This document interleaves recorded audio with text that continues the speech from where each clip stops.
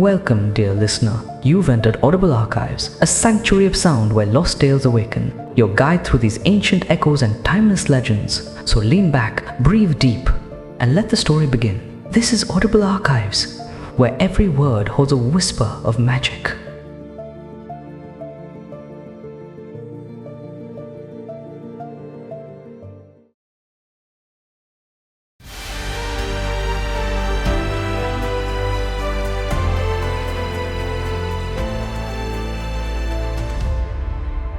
He used to laugh in morning light. Now he speaks of kings and rights.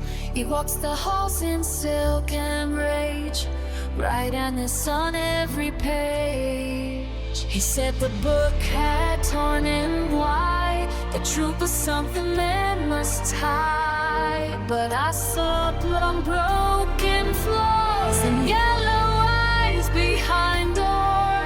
He crowned himself with rusted wire, built his throne from ghost and fire. He called it fate, I called it war, and yellow eyes beat the heart.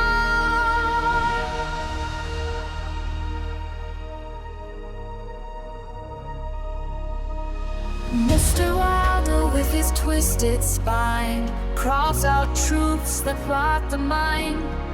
I tried to pull him from the brink, but something grinned and I just sank.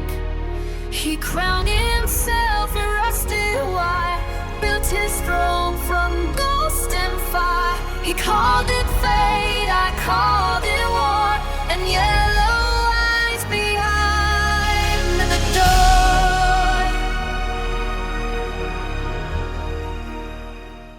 You're listening to Audible Archives. I'm Rob, your host and narrator. Tonight we cross the threshold into a future that never was, a city reshaped by war, order, and unseen forces. But beneath the surface of this reimagined New York, madness stirs, driven by the whisper of forbidden books, secret monarchies, and a man named Wild who promises power at a price. This is The Repairer of Reputations, the chilling opening tale from The King in Yellow by Robert W. Chambers. The mask is waiting. The throne is near. Let the story begin. Act 1, the dynasty awakens. Let us not mock the mad. Their madness lasts longer than ours. That is the only difference. French epigraph. By the closing weeks of 1920, America had become the polished mirror of its ambitions. The final threads of President Winthrop's grand design had been woven, and the nation sat in an uneasy calm, powerful, proud, and profoundly self-assured. The scars of past conflicts had faded. The brief war with Germany, sparked by their bold seizure of the Samoan Islands, was little more than a footnote in textbooks now. Norfolk's brief occupation had become a national joke, overshadowed by jubilant naval triumphs and the humiliating retreat of General von Gartenlaub's forces through the tangled roads of New Jersey. Abroad, the American hand had proven profitable. Cuba and Hawaii paid back 100-fold in investments. Samoa, though won in battle, had become a strategic jewel, its harbors glowing with the coals of empire. The home front stood fortified. Every coastline bristled with stone and steel. Under the precise watch of the Prussian-model general staff, the army had grown to 300,000, bolstered by a territorial reserve 1 million strong. 6 vast squadrons of cruisers and battleships prowled the oceans like predators, while a steam-powered reserve force waited silently to secure American shores. Even diplomacy had matured. The West, long resistant, had accepted the necessity of a dedicated school for training ambassadors. Gone were the days of bumbling patriots sent abroad as placeholders. In their stead, a new breed of professionals carried the nation's voice with grace and power. Cities, too, had transformed. Chicago, once crippled by its second Great Fire, had risen reborn white, imperial, breathtaking, eclipsing even its fabled 1893 Columbian splendor. The country, a quiet architectural renaissance, replaced old horrors with noble beauty. Even New York, once a monument to filth and frenzy, found itself reborn, streets widened and gleaming, elevated rails dismantled, underground arteries humming beneath blooming boulevards.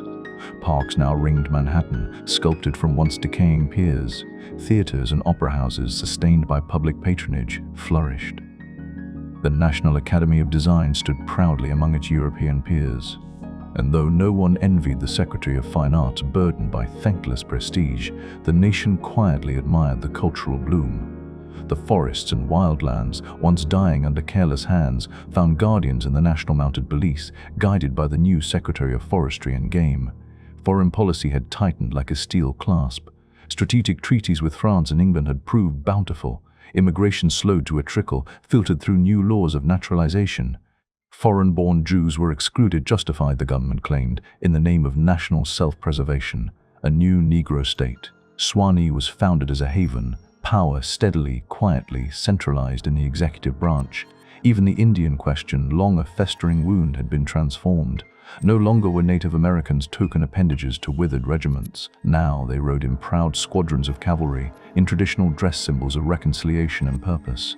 And then came the Congress of Religions, a gathering so vast and strange it seemed lifted from myth, where zealots and skeptics alike stood beneath banners of charity, speaking not of damnation but of peace. And when it ended, when hatred was buried beneath shared hymns and open hands, some dared to whisper it, the millennium has come, at least in the New World. But peace, as always, was a veil. Beyond the Atlantic, Europe convulsed. Germany, Italy, Spain, Belgium, each in turn fell into chaos. Anarchy spread like black ink in water, unstoppable. And above them all, from her cold perch in the Caucasus, Russia watched, silent, smiling, stooping only to chain them one by one. America could only watch, helpless, preserving itself at a distance, the price of peace etched in other nations' ruin. Back home, the gears of transformation ground on.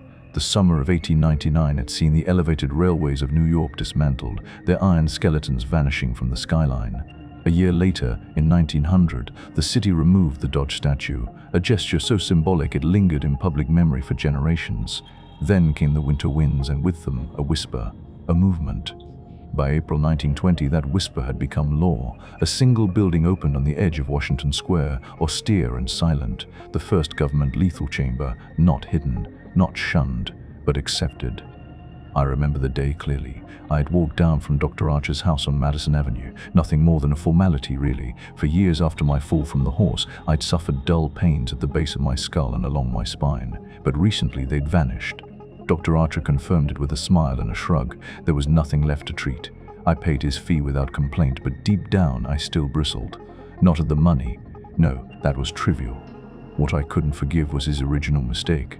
They had found me unconscious in the street, my horse's broken body lying beside me. Someone had done the mercy of ending its suffering with a bullet.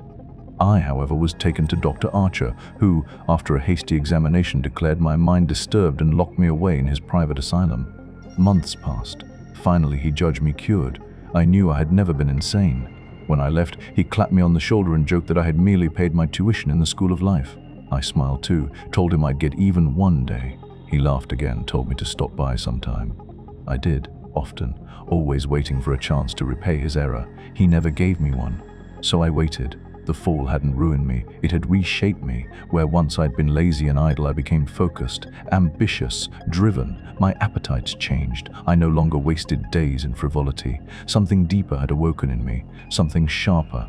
And yet, something troubled me still. It was during my recovery that I first found the book. The King in Yellow.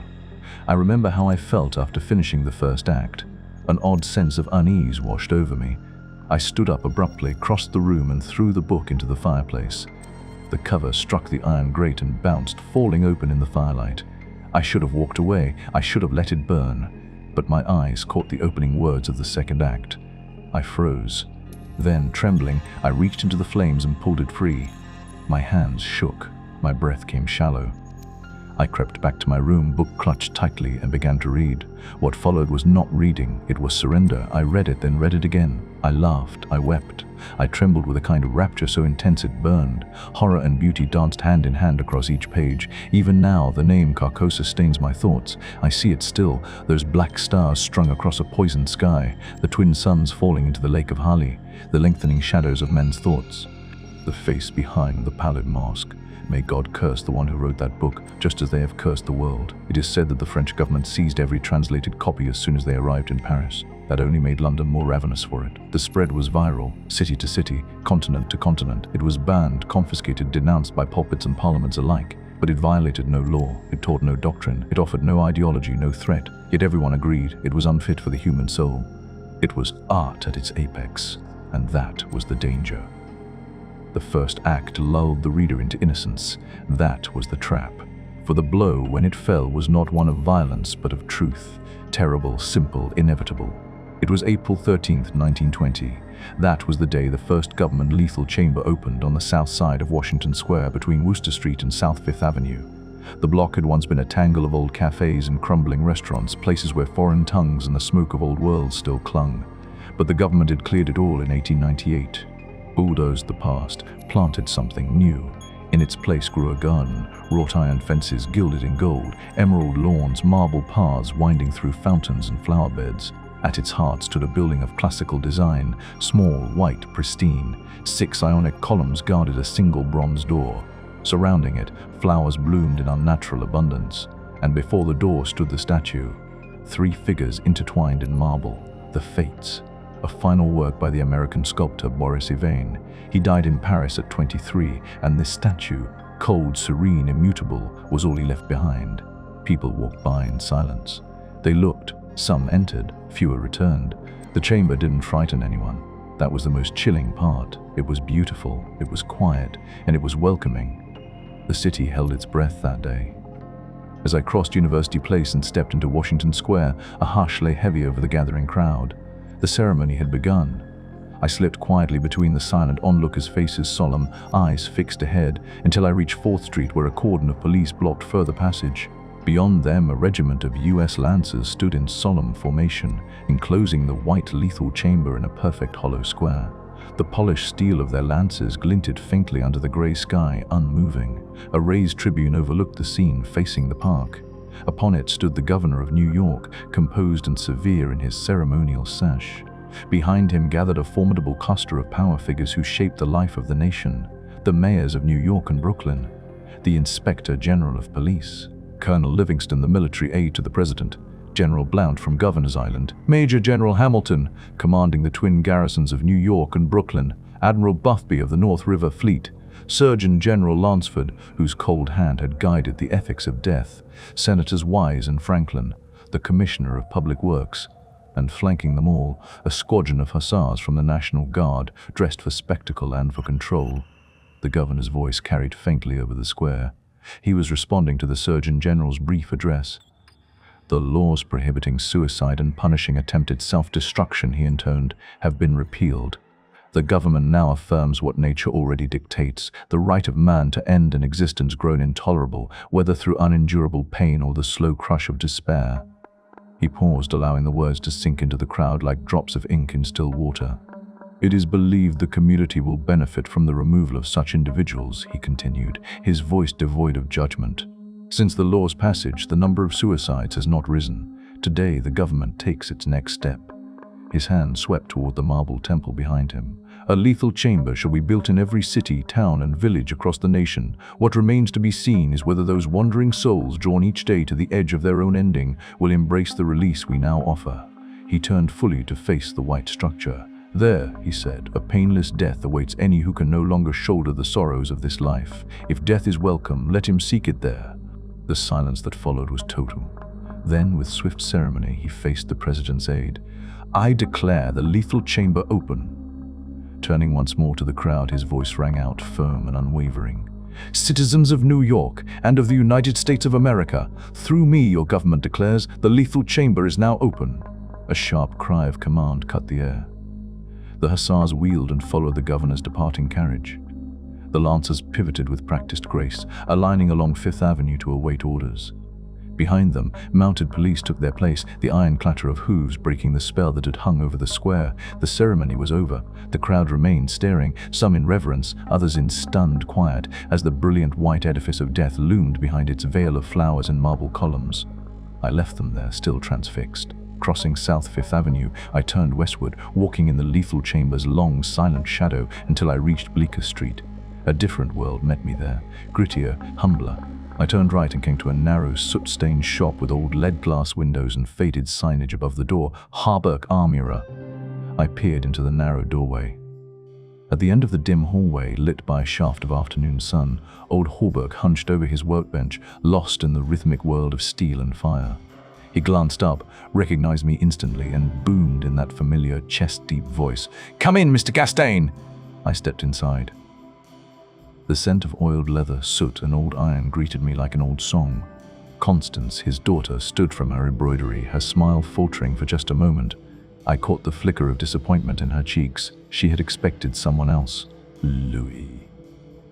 I took her hand gently, disguising my amusement beneath a kind compliment about the banner she was working on. She blushed deeper.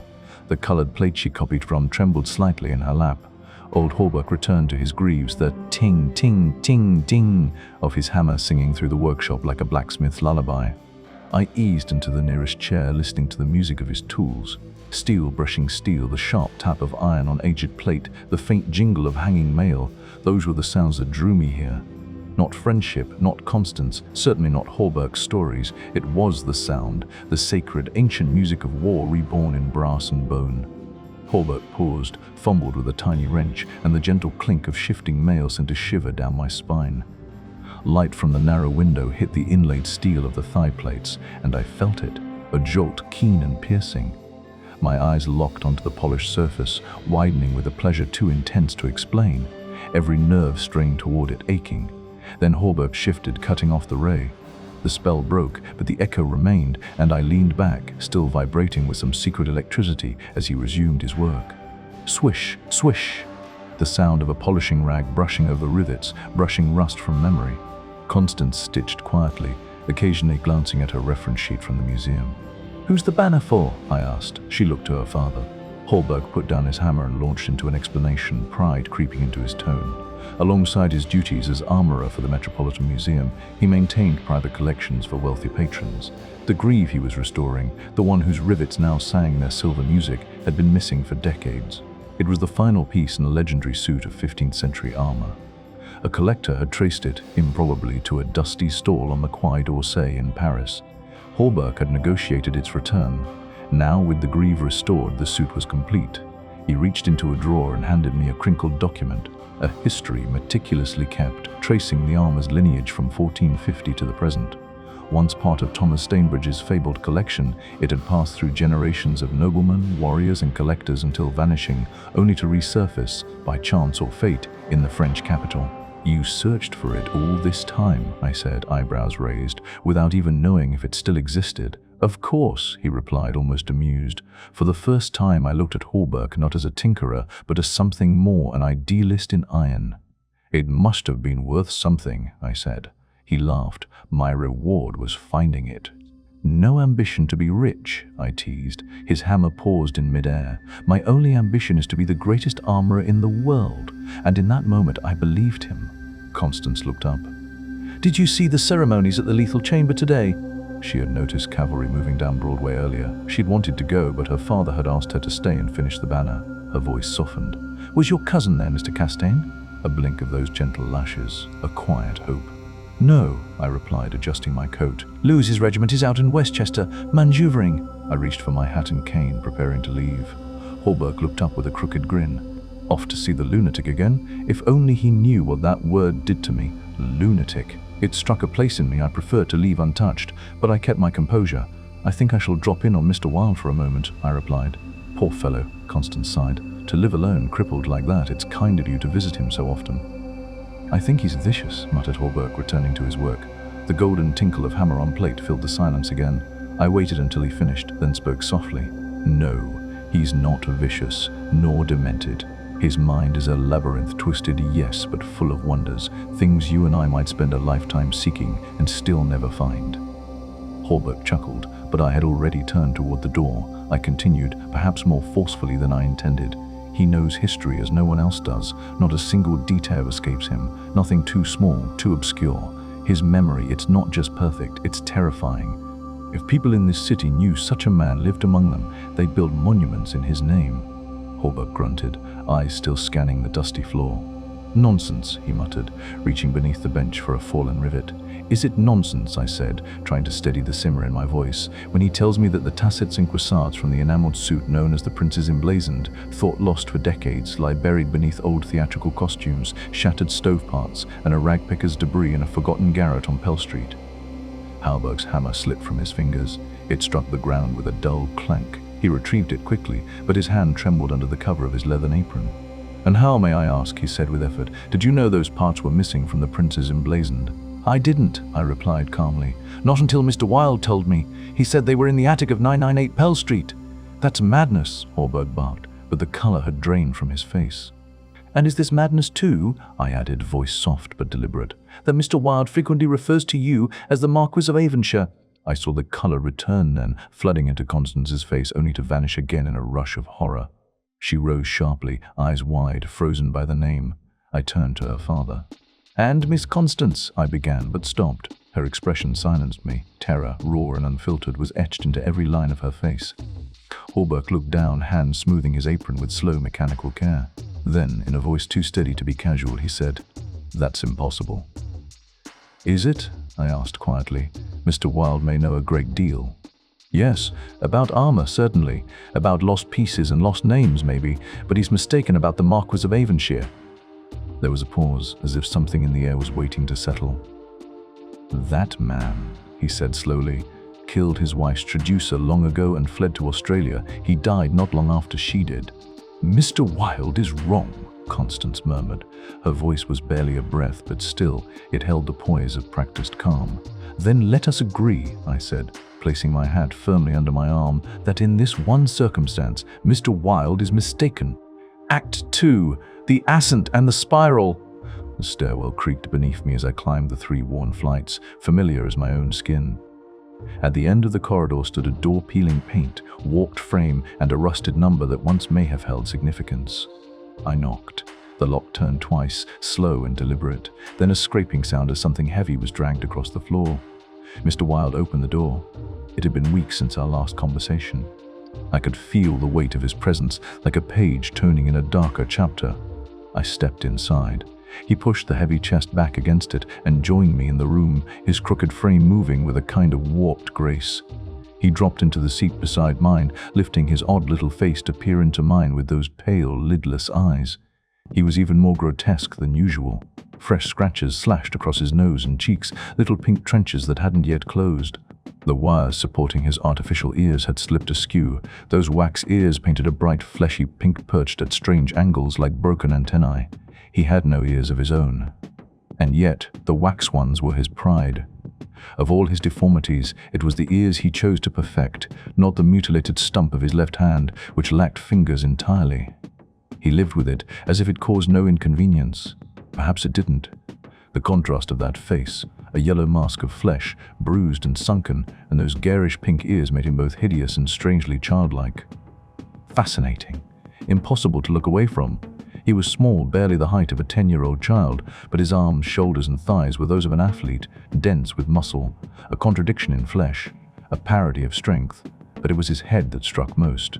Flattened and narrow, it came to a point like the misshapen skulls of those locked away for being unfit. The kind whose lives are charted by quiet corridors, locked doors and hushed voices. People called him mad. They whispered about his obsessions, his fixations. But I knew the truth. He was as sane as I was. No, he was something more, a collector of forgotten truths, a cartographer of the invisible world. And I had come once again to listen. I will not deny it, Mr. Wilde was eccentric. Perhaps that's too mild a word. There was a madness in him, but not the kind men are locked away for. He kept a cat, a wretched, sinewy beast with yellow eyes and a snarl for a purr. He loved to provoke her, taunt her, until, like some coiled fury, she would spring at his face, claws extended, a demon in feline form. I never understood the appeal. Why he locked himself in that dim, stinking room with that surly creature night after night. What did he find in her? Company, chaos. One night I remember it well.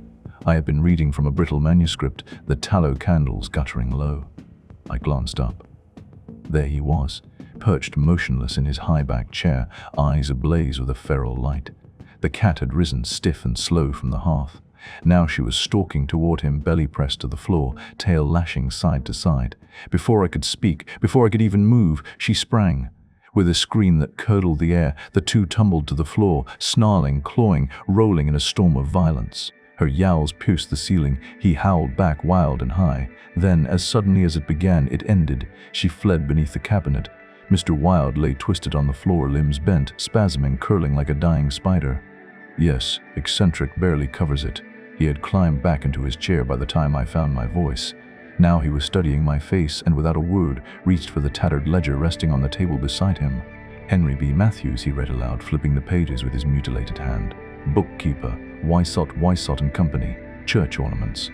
Called April 3rd, reputation damaged at the racetrack, known Welcher, to be repaired by August 1st, retainer $5.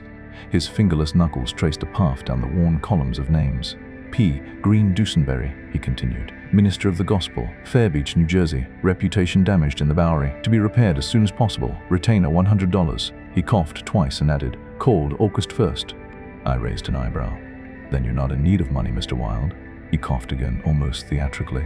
Mrs. C. Hamilton Chester, he read, of Chester Park, New York City, called April 7th, reputation damaged at Dieppe, France, to be repaired by October 1st, retainer $500. He paused, eyes gleaming. Note, C. Hamilton Chester, Captain USS Avalanche, ordered home from the South Sea Squadron on October 1st. I leaned forward. So, the profession of repairing reputations is lucrative. His pale, almost translucent eyes locked on mine. I only wanted to prove a point, he said. You once told me it was impossible, that even if I succeeded, the cost would outweigh the gain. But now, he paused, I have 500 men in my employ. I blinked. Poorly paid, yes, but enthusiastic. Perhaps out of fear.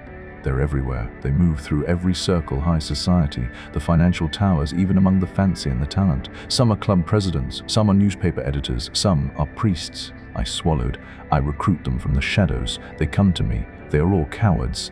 His tone was calm, eerily so. I could triple their number if I wanted, but 500 is enough. I found my voice again. They could turn on you. He gave a thin smile, adjusting one of the pink wax ears. I think not. I seldom need to apply the whip, and only once. My skin crawled. How do you apply the whip? His expression, twisted eyes glowing like twin green sparks, face tightening like a noose. I invite them to have a little chat with me, he whispered. A sudden knock at the door shattered the silence. He blinked. His features softened. Who is it? He called. Mr. Stylet, came the reply. Come tomorrow, Wilde said without looking. But, the voice protested. A sharp, guttural bark burst from Mr. Wilde's lips. I said, come tomorrow. Footsteps retreated down the hallway. I turned to him, frowning. Who was that? Arnold Stylet, he replied with casual amusement. Owner and editor-in-chief of the greatest daily in New York. He tapped the ledger with his stunted fingers. I pay him very little, but he thinks it a fine bargain. I stared. Arnold Stylet. Yes, Mr. Wilde said, coughing with satisfaction. The cat crept back into the room just then. She stopped, glared up at him and hissed. He clambered from his chair, crouched and pulled her into his arms. She snarled once, but as he stroked her thin fur, she began to purr loud and steady, like a small machine of bone and breath. Where are the notes? I asked quietly. He nodded toward the table. I stepped over and, for the 100th time, picked up the brittle bundle of paper. Its title, penned in delicate but forceful hand, gleamed faintly in the candlelight. The Imperial Dynasty of America. One by one, I turned the worn pages, worn only by my hands. I knew them all by heart from the beginning words, when from Carcosa, the Hyades, Hastur and Aldebaran, to the sacred final line, Castaigne, Louis de Calvados, born December 19th, 1877. Still, I read with breathless reverence. I lingered on one passage, whispering the words aloud.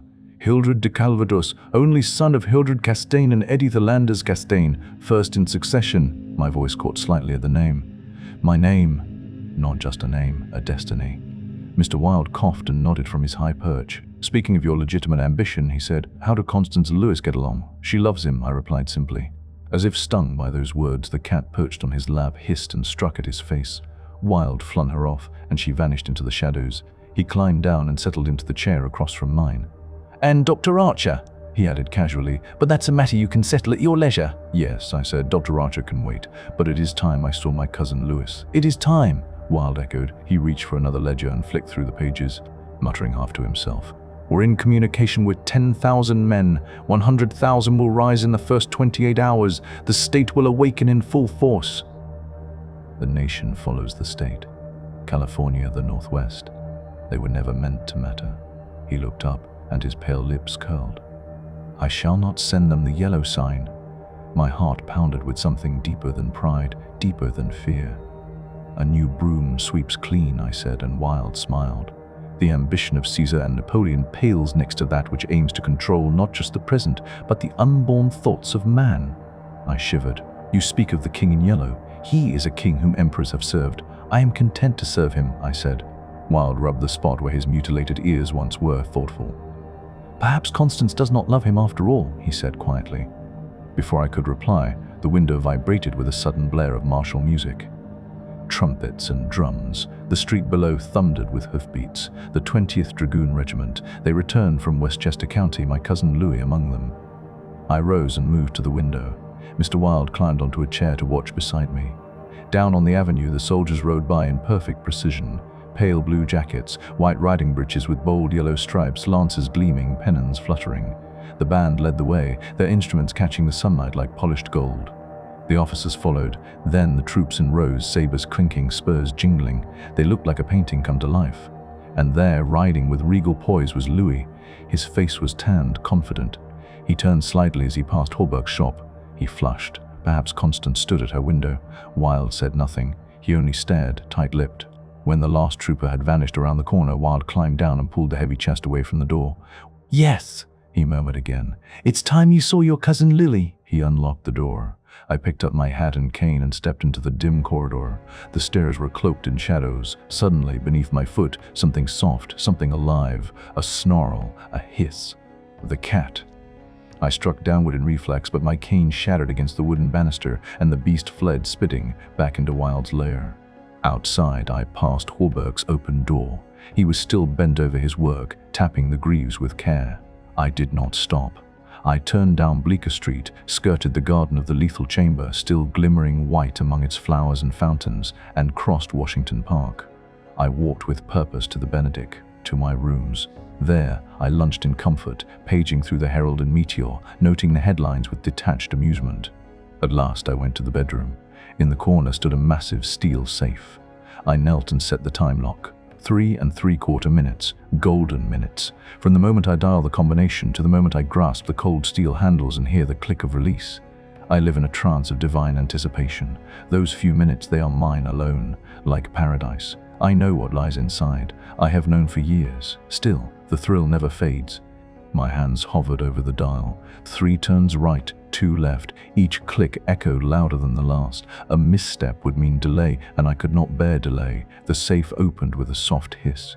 Inside, resting on velvet like a relic of heaven, lay the diadem, a crown of pure gold, studded with diamonds that seemed to burn rather than sparkle. I lifted it slowly, delicately. It blazed in the light, a diadem fit for a king among kings, an emperor among emperors. The king in yellow might scorn such a trinket, but I would wear it in his name.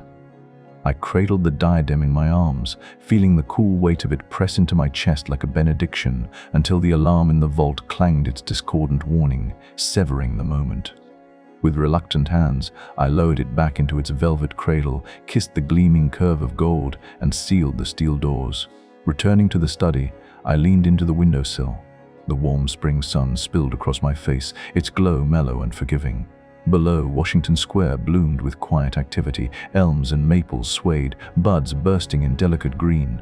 A flock of pigeons spun in lazy spirals above the purple-tiled spire of the memorial church. Some fluttered down to the lotos fountain, others glided to the glinting stone of the marble arch.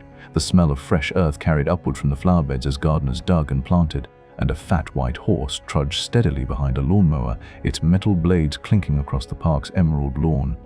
Water carts hissed and glimmered as they sprayed fine mists over the warm asphalt drives.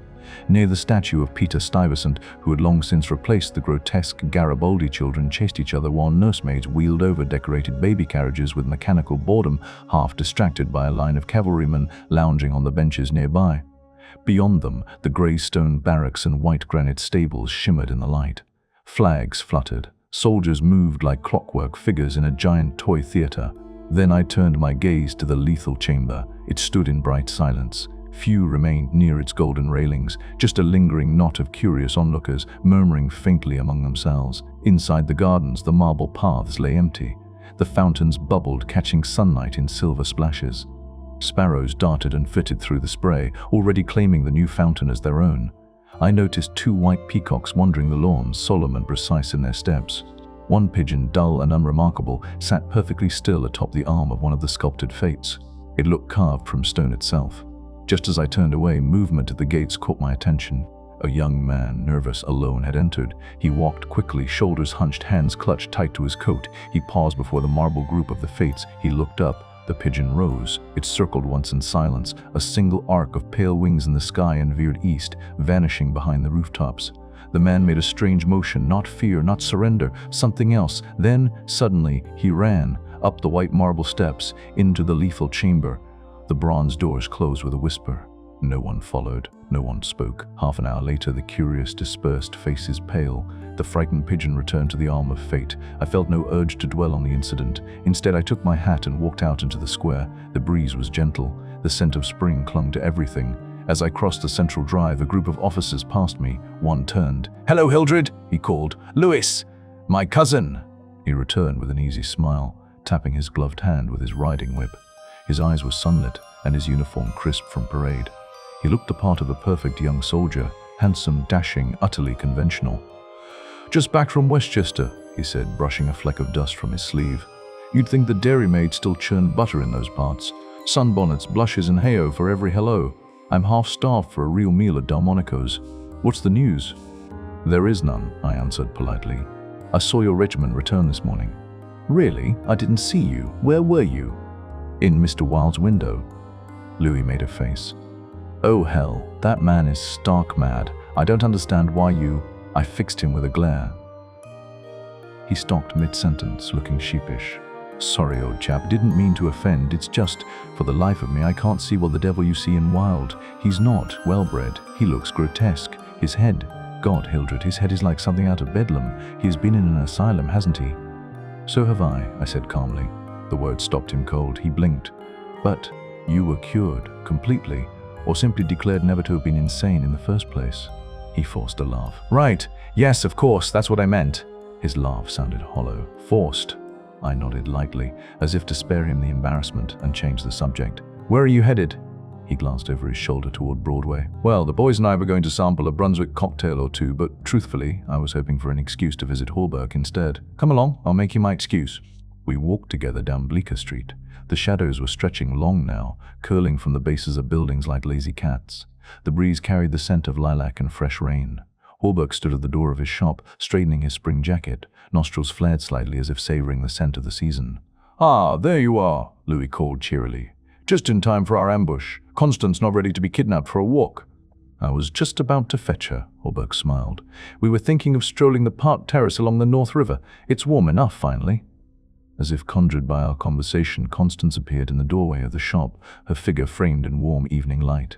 She hesitated, then stepped forward, her cheeks flushed with a bloom that came and went like candlelight in a breeze.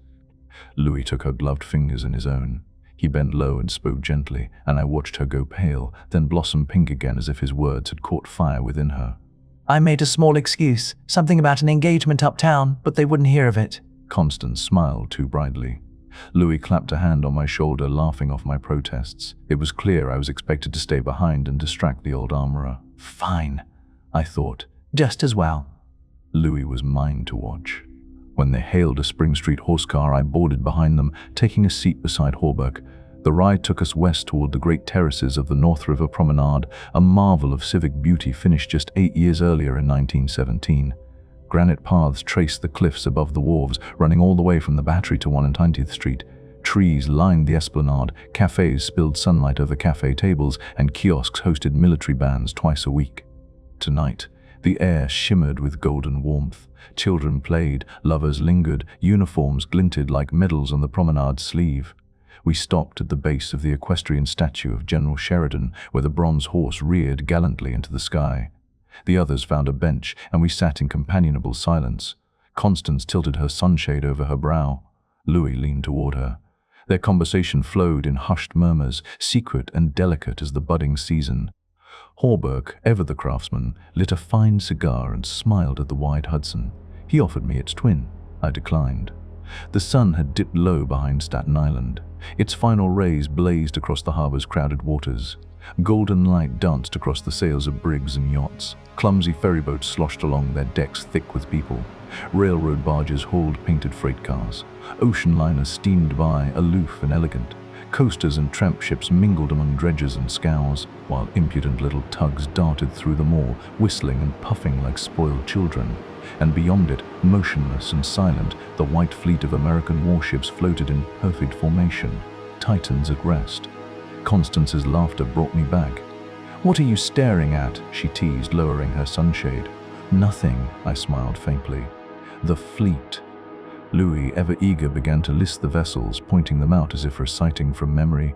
"That torpedo-shaped one's the Tarpon. Next to it, Falcon, Seafox, Octopus. Just above them, the gunboats Princeton, Champlain, Stillwater, and Erie.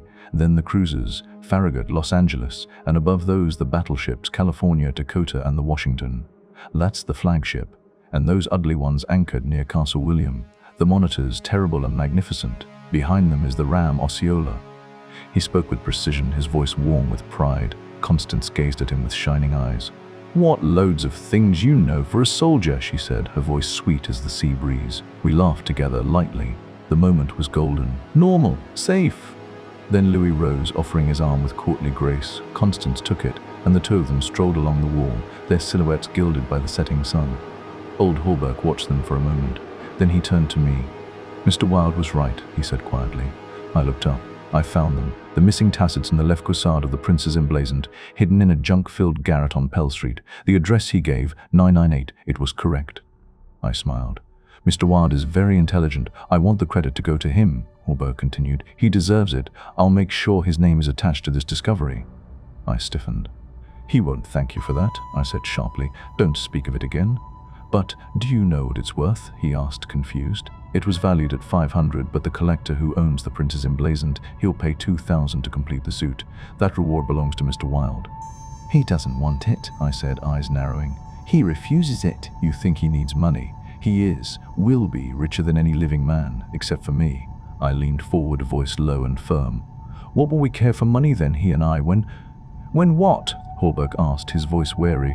I caught myself, the moment teetered. His eyes were sharp, too sharp.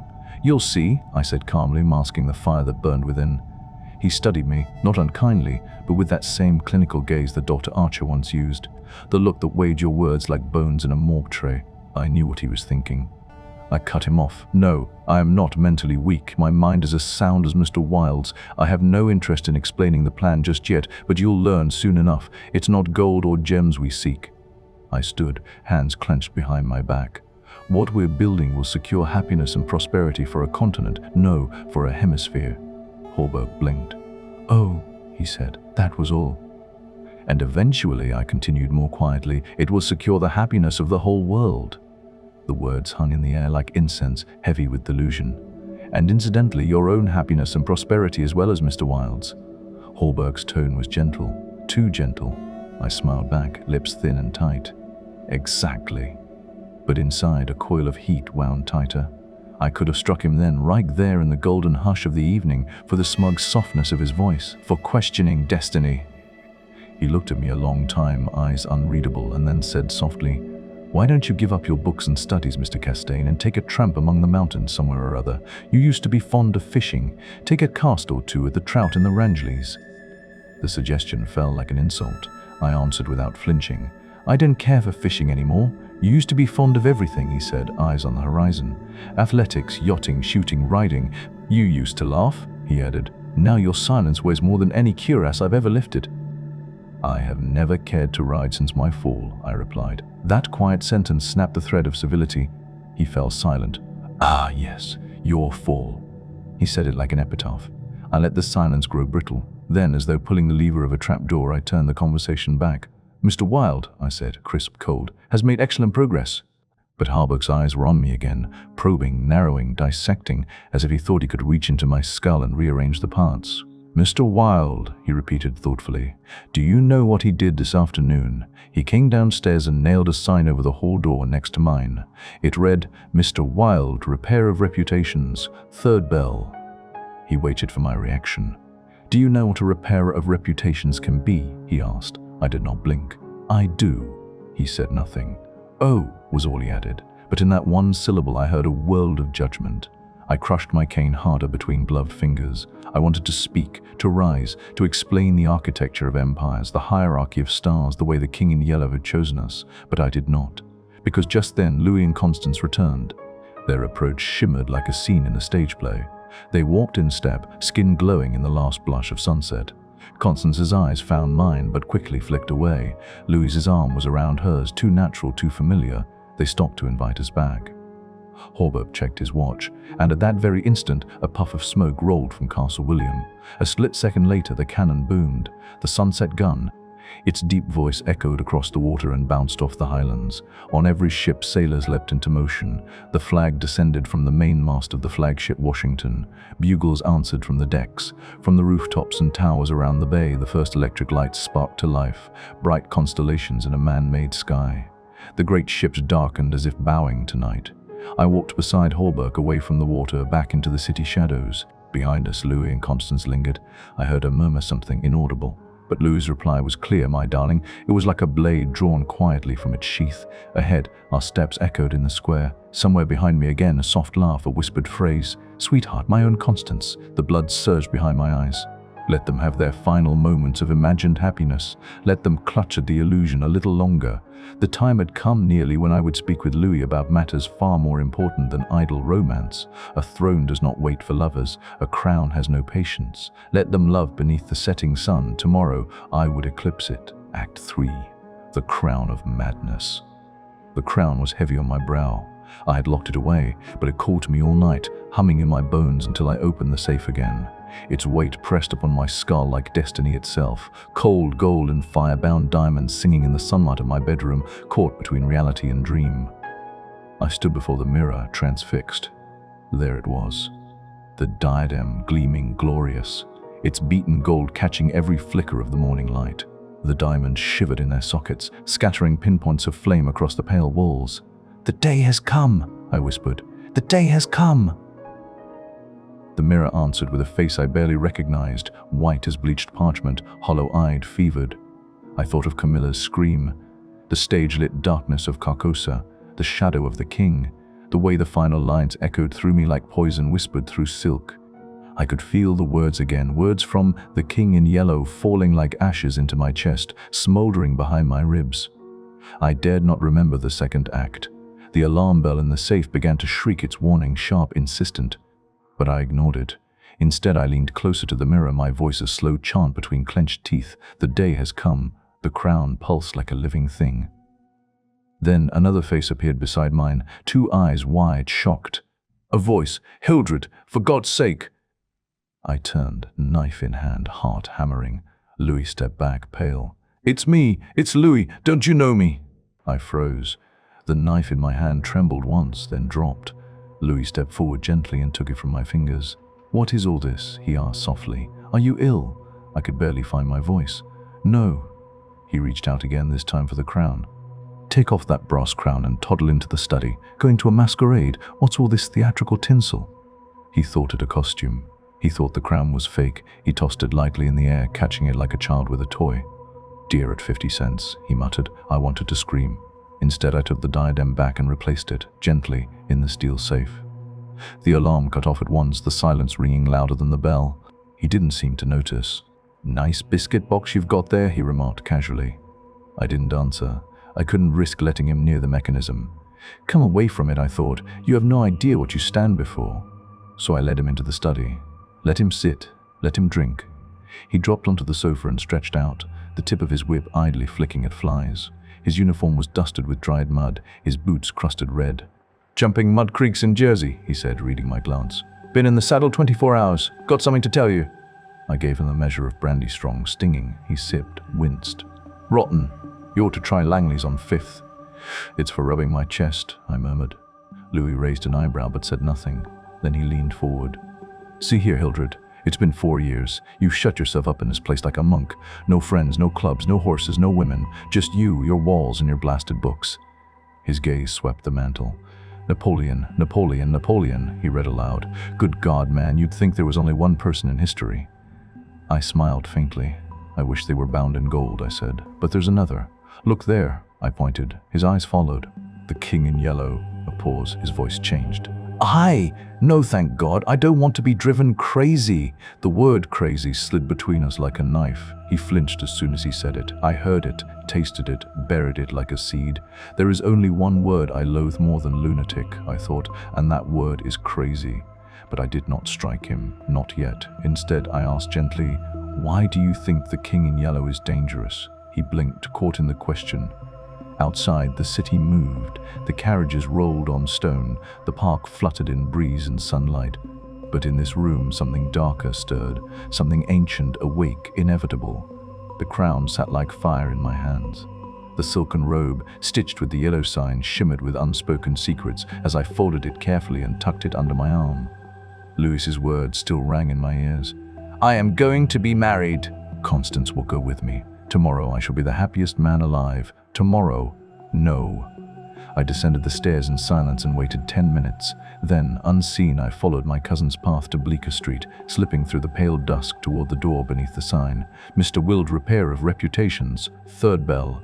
I caught a glimpse of old Hallberg bustling about in his shop, and I thought I heard Constance's voice from the parlor, sweet, soft, lost to me. But I did not stop. My path led elsewhere. I climbed the trembling stairs to Wilde's apartment and knocked once, hard. The door creaked open. Inside, chaos. Blood on the floor, shredded carpet, torn curtains. Wilde lay groaning, his face a mask of crimson ribbons. "That cursed cat," he wheezed. "She attacked me while I slept. I swear she'll be the death of me." I stood frozen, fury and unease boiling within me. Then I turned, stormed into the kitchen, seized a hatchet and hunted the creature with righteous purpose. I searched, but the beast had vanished. When I returned, Wilde had cleaned himself. His face was patched with collodion, the torn flesh taut beneath bandages, and his throat wrapped with blood-soaked cloth. But he had already climbed back onto his high chair, ever the master of his domain. "I'll kill that thing," I muttered. Wilde only shook his head, already absorbed in his ledger. His fingerless hand dragged slowly across names and numbers. Clients, payments, reputations restored through manipulation, deceit, or threats. The sums were staggering. "I put on the screws now and then," he said simply. I narrowed my eyes. "One day they'll kill you," I warned. "One of them will snap." He rubbed his wax ears absently. "Do you think so? What could I say? He was far past the edge of danger and I was walking with him." Then I reached for the manuscript, the Imperial Dynasty of America, and cradled it for what I knew would be the last time. My heart swelled as I read, line after glorious line, Hildred de Calvados, first in succession, every word a step closer to destiny. When I finished, Wilde took the manuscript and turned toward the dark corridor behind his study. He called out, his voice sharp, high, commanding, "Vance!" I flinched. There, in the deep gloom at the end of the hall, a figure moved. A man, crouched and coiled like a spider. How I had not seen him before, I could not say. He stepped forward. "Vance, come in!" The man crept into the light. The figure rose from the darkness like a revenant. A man hollowed by terror, reduced by something more than fear, stepped forward into the wan daylight that trickled through Mr. Wilde's window. I shall never forget that face. As the light caught it, every line of agony and madness twisted in full view, the sunken cheeks, the wild, bloodshot eyes. He looked straight at me and collapsed. "Oh God, oh my God, help me, forgive me."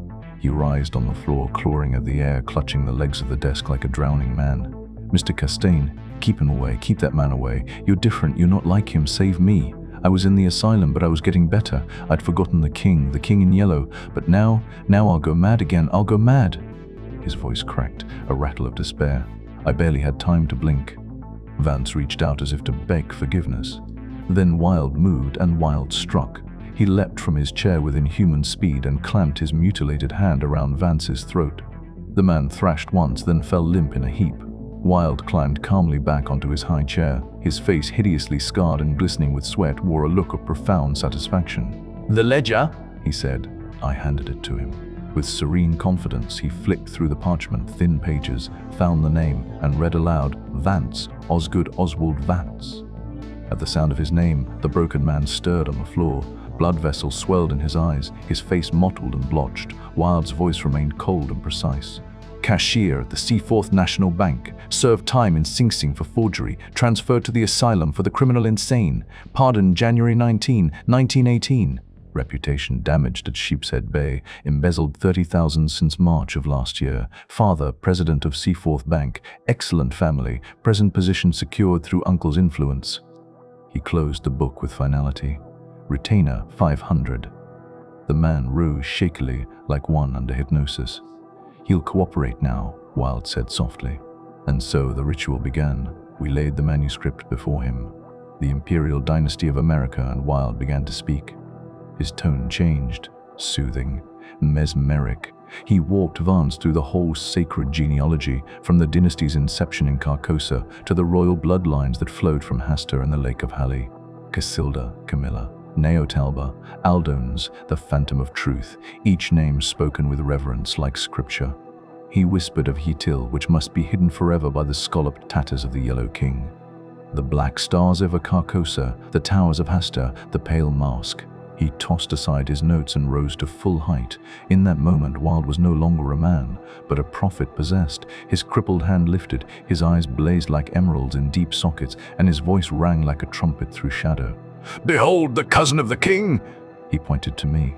The words ignited something in my soul. My vision swam. I stood straighter, firmer. Yes, it was my right, my crown, my world to rule.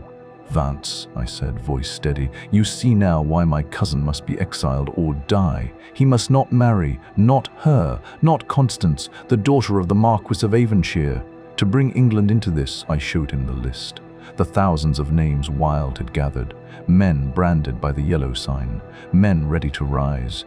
The state will tremble, the nation will fall to its knees, the world will know the son of Hastur. Vance trembled.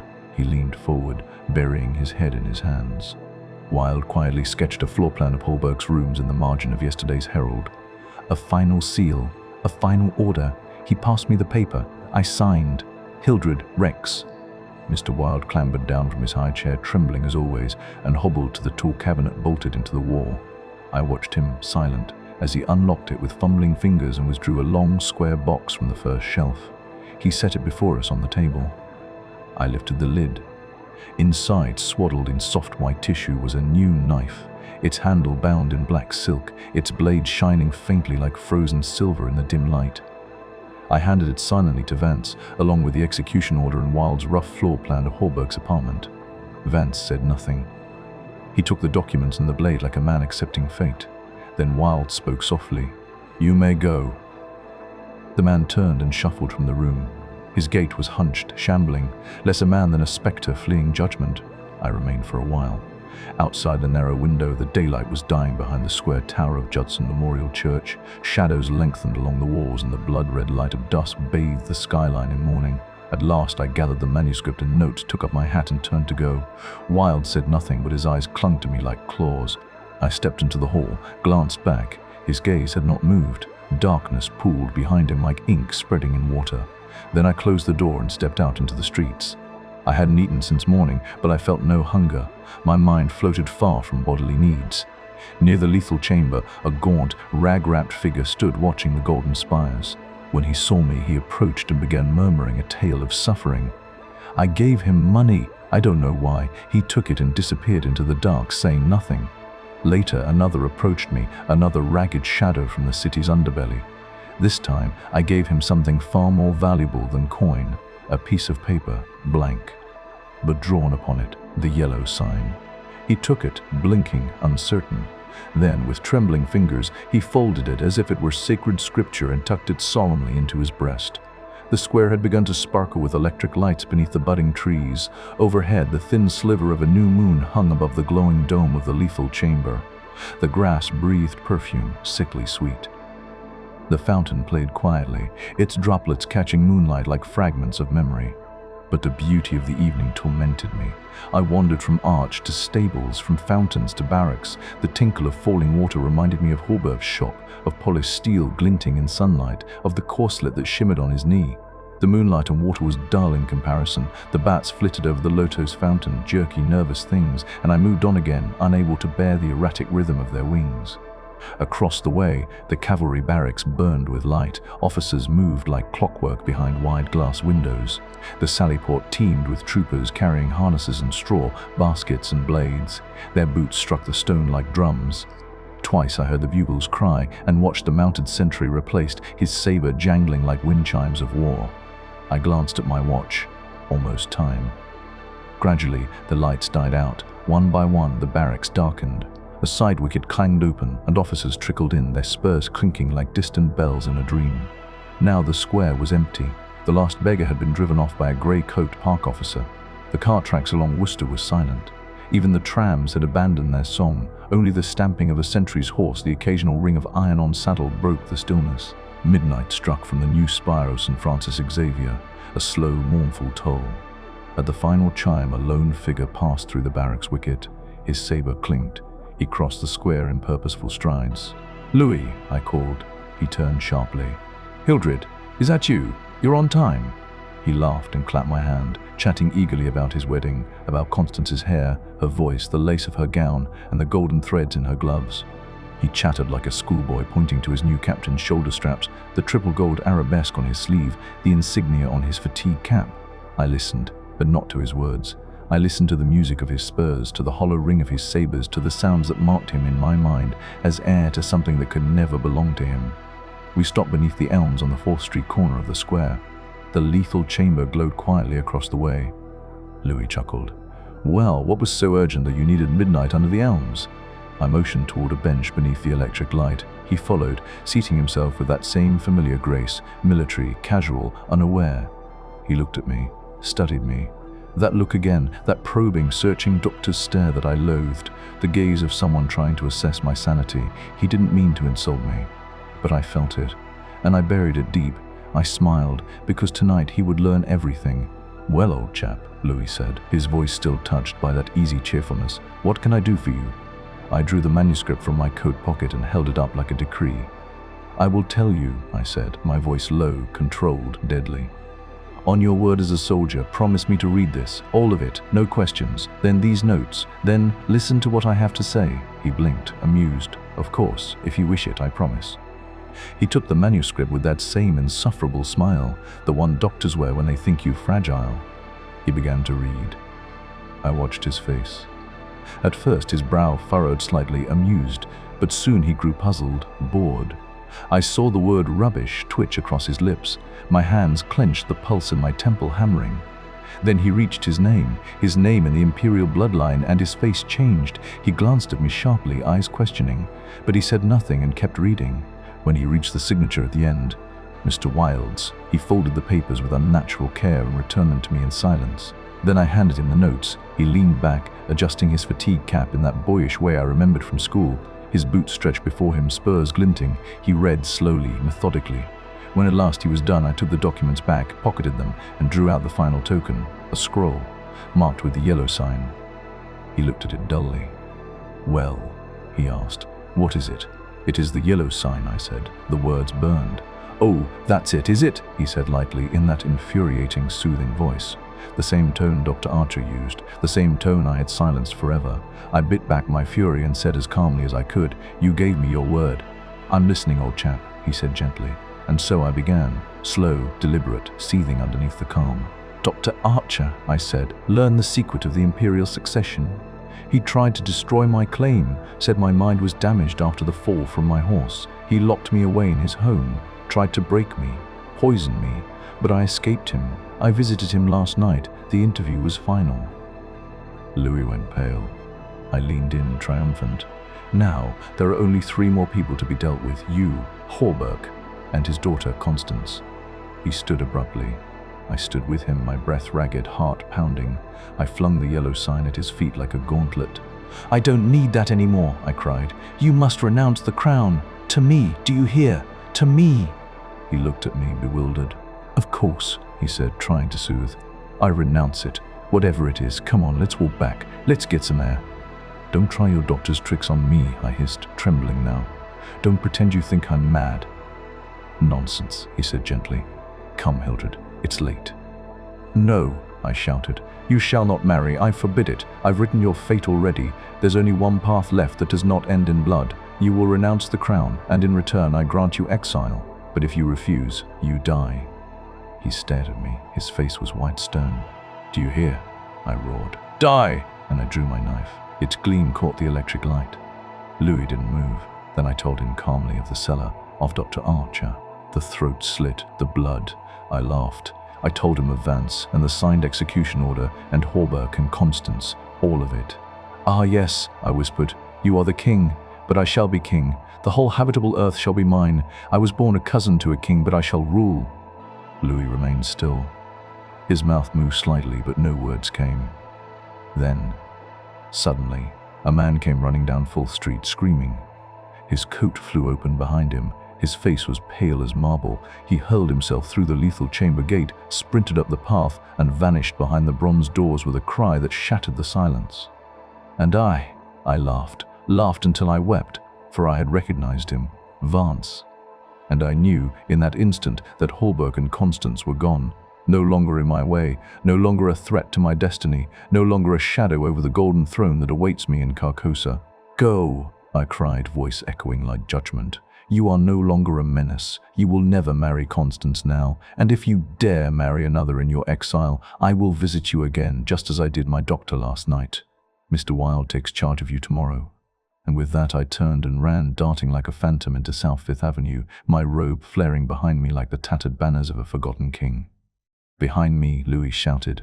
I heard the panic in his voice, heard the clatter of his saber falling, his belt hitting the pavement as he gave chase like a madman, calling my name, crying out to halt.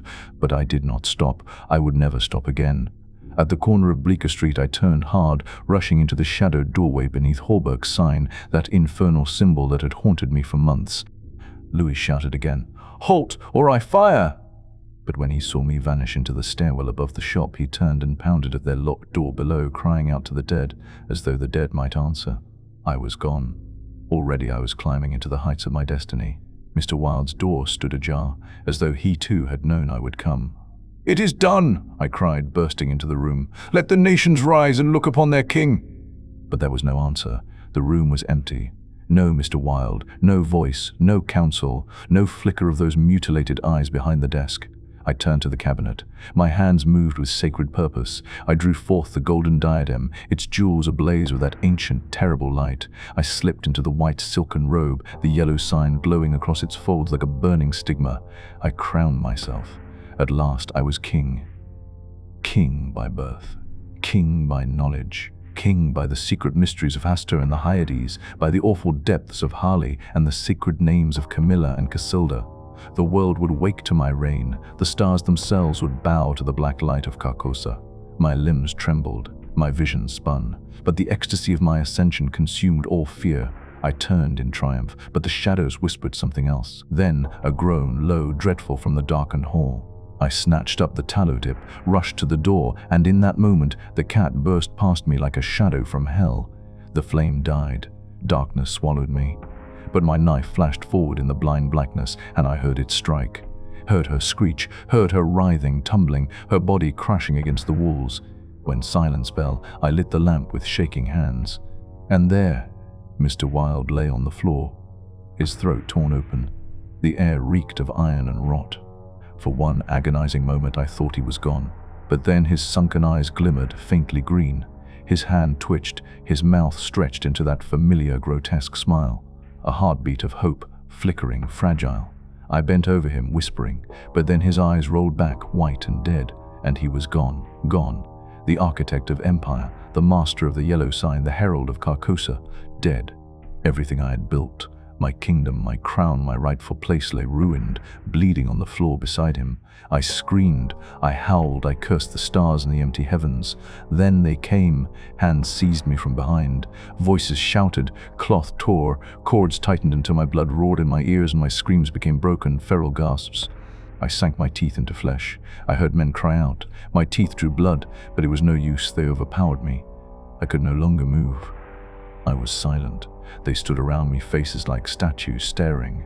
There was Hallberg, his face grave and unreadable. There behind him stood Louis, his skin pale, his eyes wide with horror. And in the shadows, Constance. She stood motionless, then wept, not for me, but perhaps for the boy I once was. And I raised my head, laughing. "Ah, I see it now," I shrieked. "You have seized the throne, you have usurped the empire. But woe to you, woe to all who wear the crown of the king in yellow."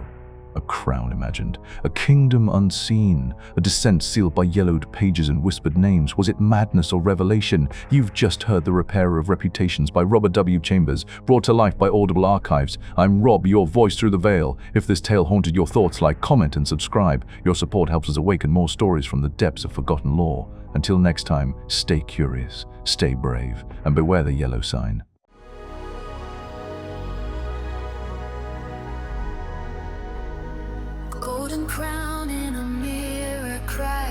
whispers crawl down the velvet track. The book I read was not a play, but something carved my mind away. Clockwork cats and kingdom lies, Mr. Wilder with his stitched shut eyes. He keeps the files, he guards the gate, and tells me dreams can conquer fate.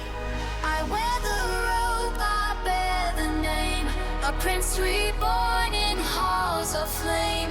But still I hear that distant tone, the mass behind the guild floor.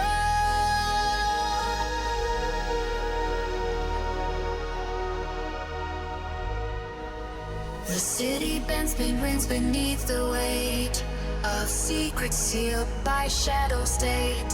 My cousin holds me mad with fear, but I see what they won't hear. I wear the robe, I bear the name, a prince reborn in halls of flame. But still I hear that distant tone, the mask behind a gilded throne.